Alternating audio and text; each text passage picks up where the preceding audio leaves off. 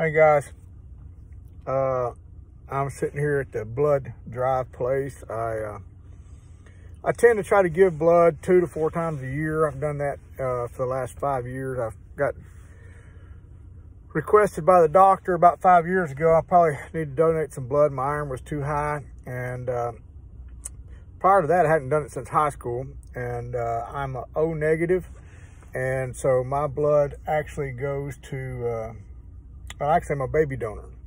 So they get 4 babies per thing of blood. And they call me all the time when my time's up. I can give a maximum of 4 times a year. As soon as, I don't have to think about it. As soon as that's something that my phone's ringing, like 4 times a day, they want blood. And so I answered it the other day and I said, okay, I'm coming. So I've probably been 3 months, probably since I gave blood, eligible at 2.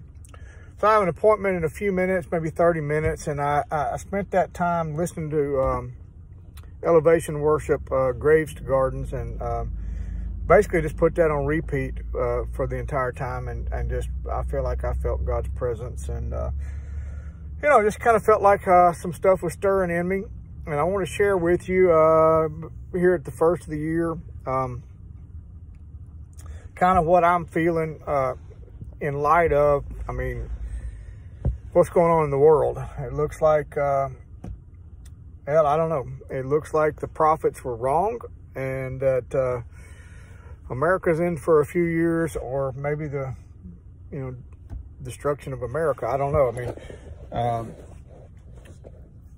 our government could convert. They have all the power and they have all the desire. So, you know, what do you do? What do you do? And so, you know, I'm seeking the Lord on that as well. And Robert Buckner and I met last week. Well, I guess it was 2 weeks ago, and just fellowshiped and talked. And out of that conversation and a little bit of prayer, he had a verse and I had a verse. And I'll let him share his verse out of Isaiah. Mine was, if my people who are called by my name will humble themselves, pray, and seek my face, and turn from their wicked ways, then I will hear from heaven, forgive their sin, and heal their land. And Robert's verse is out of Isaiah, arise and shine, but I don't have that one memorized, so I'll let him share that. But we decided that what we can do is that verse right there, and his verse. And so we met last week. The intention was we'll start with me and him, and he's got a nice little place, a little business place, got 7 chairs in it. And I say, well, maybe the Lord can fill up all these chairs. Well, we had 5 of us in there, maybe 7 or 8 chairs, I don't know. We had 5 of us in there the first meeting. Our goal is to pray for 1 hour. Well, actually, just to seek God's face for 1 hour. Pray and seek his face. No real agenda. And as the Lord moves, we'll prophetically pray, or we'll prophesy, or we'll, you know, but it's not a time to share or preach or anything. It's just sitting before the Lord. And we're going to do that again tomorrow night. And like I said, the foundation verse for that is, it's in 2nd Chronicles, but if I'll send it on the page. But if my people who are called by my name will humble themselves, pray, seek my face, and turn from their wicked ways, then I will hear from heaven, forgive their sins, and heal their land. So while I was driving, I just had some thoughts on that verse. And I'll start with what is the land? I mean, you know, in this political season, tomorrow is either war day or inauguration day. I'm not, you know, I'm not sure which, but what is our land? And, you know, I believe, and have always believed, or for a long time believe, our land starts with our soul. I mean, I think a lot of the verses in the Old Testament that talk about possessing the land, occupying the land, the promised land, really has to do with our soul, which was occupied by the enemy, and God gave it back to us, and our job is to possess it little by little. And even after a lot of years, it may not be fully possessed, and there's a lot of stuff, but it starts with our hearts, our souls. And when you go beyond that, my land is obviously my family, my wife, my children, and then those that I'm connected with, either in whatever relationship is. And then it goes beyond that into our community, into our city, our state, our country, the world. And so when Jesus talks about praying that the kingdom come, when the kingdom comes, it possesses some land. It comes and it heals some land. All right, so the whole earth is the Lord's, and the whole earth is the land, but that includes all the physical parameters of the earth, all the countries of the earth, all the kings of the earth, all the people of the earth, and all the hearts of the people of the earth. And ultimately, that's what God wants to do, and that's what he wants the church to do. I think one reason we're in this thing where people cannot discern between good and evil is the church has not possessed the land. We've not possessed our own land, and we've not possessed the land around us. And so all I know to do is start back at the beginning where I should have been started, forever, is possess my land. So it starts with humbling myself, Now, how do you know if you're humble? I mean, if you think you're humble, you're actually probably not humble. But if I know myself well enough to know that there are areas that I'm humble in, and there's areas I'm probably very arrogant in. And y'all know, most of y'all know me well enough. You might say, Clint's not always humble, or ever humble, or whatever. I don't know. But I've made lots of mistakes, and mistakes are humiliating and humbling. And so my strength is not enough.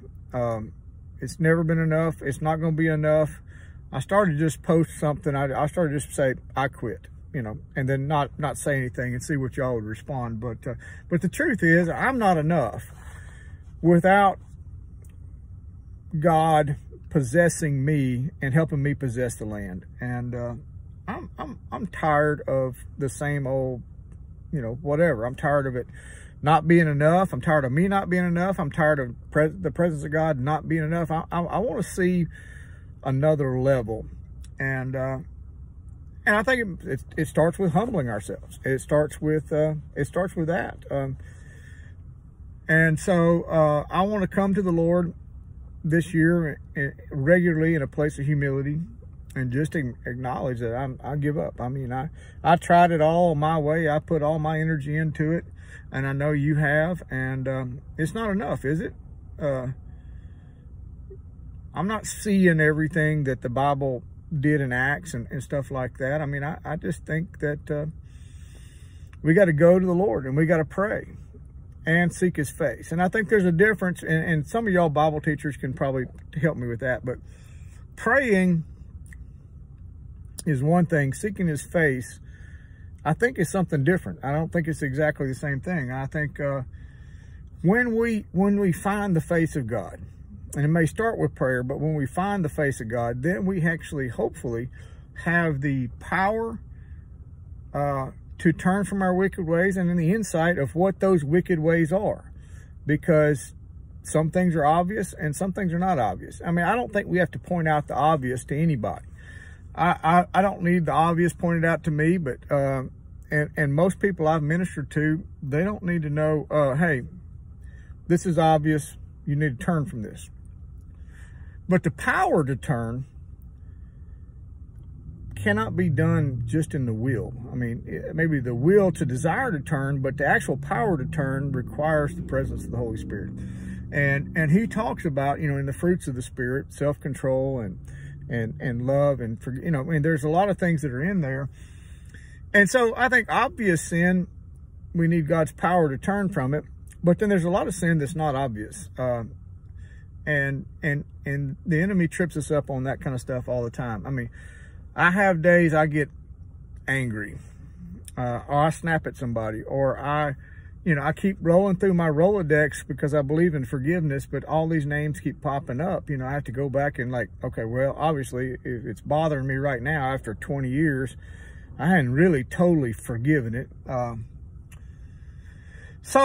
when we find his face, first we need to seek, but when we find his face, I believe the Lord will show us and give us the power to turn from that wicked way. And each wicked way we turn from, should help us possess our land and open up the doors for the kingdom to come even more fully. And I think, you know, America's in trouble because Christians didn't evangelize well. We didn't live well. We didn't treat well. We didn't possess well. And people are not convinced that God is the way. And we've had a country that was free enough that we should have been able to do that. But I think we were complacent. And complacency is a bad thing. So I was thinking, growing up, my daddy had this great idea. We're going to have a garden. And it was about half an acre. It was big. That would be 1/4 of a hectare, Peter, or whatever. But so we planted tomatoes, squash, cucumbers, butter beans, black-eyed peas,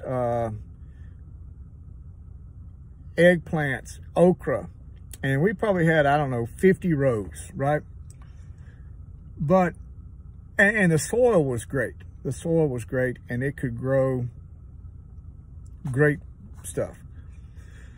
Our job, me and my 2 little brothers, was to tend it, to keep it weeded, to put the bug stuff on it, and mainly keep the weeds out of it. Well, not only did the fruits and the vegetables, actually, I guess you could call a tomato a fruit, but the vegetables do well. The weeds did exceptionally well. The weeds grew at twice the rate or 4 times the rate of the vegetables. So we didn't tend it often enough, regular enough, and so by the time we really started trying to tend it, we let it go too far. And so it was a constant battle. I remember literally hoeing a row and taking, like, I mean, it probably took me 2 days to hoe this row, right? By the time I got a row hoed, the weeds were coming back on the other end of the row. Or if you got one row hoed, then the other one really needed hoeing again. And we were just in a constant battle with the weeds. But there was always some fruit there. I mean, there was always vegetables there. We could go and pick enough vegetables, but there's no telling how many vegetables would have been there had we tended the garden, because all those weeds are using up the nutrients and overtaking, you know, the stuff. But there was always some vegetables, and there was lots of weeds. Now, the Bible says that's not right. We shouldn't have weeds and vegetables together, you know, or, you know. So I feel like my life has been that way, you know, from the beginning. I feel like I've always had some fruit, or most of my life I've had some fruit. And you could always find some fruit, but you could always find plenty of weeds, and the weeds were inhibiting the productivity of the fruit. And I don't want to continue that path. I want to find a way to get to a place where I possess my land, then I possess my family, then I help possess the land of the relationships I'm connected, which includes you guys, and see God go from there and possess the city, the state, the nation, and ultimately the world. So anyway, I'm going to be on this track, I think, all year. I believe this is a prophetic word for me, and I'm sharing it with you. And Robert and I are starting with once a week. And honestly, we had a great prayer meeting last week, I thought, and I've been looking forward to it all week because the presence of God was there, and I just feel like that's where you start. Now, I had a thought on the presence because you know, y'all know I got diabetes, and if I eat bad, let's say in the evening, I will get really thirsty at night, and I'll drink lots of water, and it doesn't stick that well because of my sickness. Okay, so I drink the water, and then I go to the bathroom like 1 hour, drink water, I go to the bathroom 1 hour, and all that kind of stuff. And it's kind of miserable, and it has to do with high sugar. And if I let my sugar get out of hand, no matter how much water I drink, I cannot fix it without fixing the sugar. All right. So the Bible talks about, you know, the thirsty will be filled. And I agree with that. But if there's a sickness, the sickness has to be healed before the thirst can really be filled. And so I'm asking God to heal me of my internal sicknesses in my soul, so that when I do drink, because I drank a lot of the Spirit of God, and I know there's a lot of people that encounter God's presence, and I've prayed for people, and some of y'all been with me, where they got so filled I couldn't even explain it. Marina, you remember the guy, Tolik, we prayed for, that was slain in the Spirit for 2 hours, you know. But was he healed? No, because the sickness wasn't healed. And so I'm asking God to give me some revelation, and I would love some feedback from you guys. I mean, I'm just being honest and speaking from the heart. I'm concerned about my nation. I'm concerned about, you know, the prophets. I mean, it seems like God's prophets were wrong. I believe in the prophetic. And I'm concerned about, you know, getting my soul where I really possess the land. I don't just tell y'all how to possess the land, but I'm possessing it, and I can say, I'll show you. You know, I just need God to meet me and heal me, and let's encounter the real. And I remember going back, I think you remember my first testimony about when I got filled with the Spirit. I said, God, as long as you can be real to me, I'm your man. And I'm still looking for that. And part of that is possessing my soul, possessing my environment around me, and it's spreading from there. So anyway, I'll share a message or two on how I pray. It may help some of you. It's not a end all be all, but I'll keep you posted, and I appreciate you guys and love you. And I'm gonna go give blood so that the little babies can live. And if you don't give blood, it's a good deal. It's a good deal. Doesn't hurt that much. Takes about an hour. It takes me about 30 minutes to do the paperwork and 30 minutes to do the blood. But hopefully, you know, it's helping some kids. So love y'all. Talk to you soon.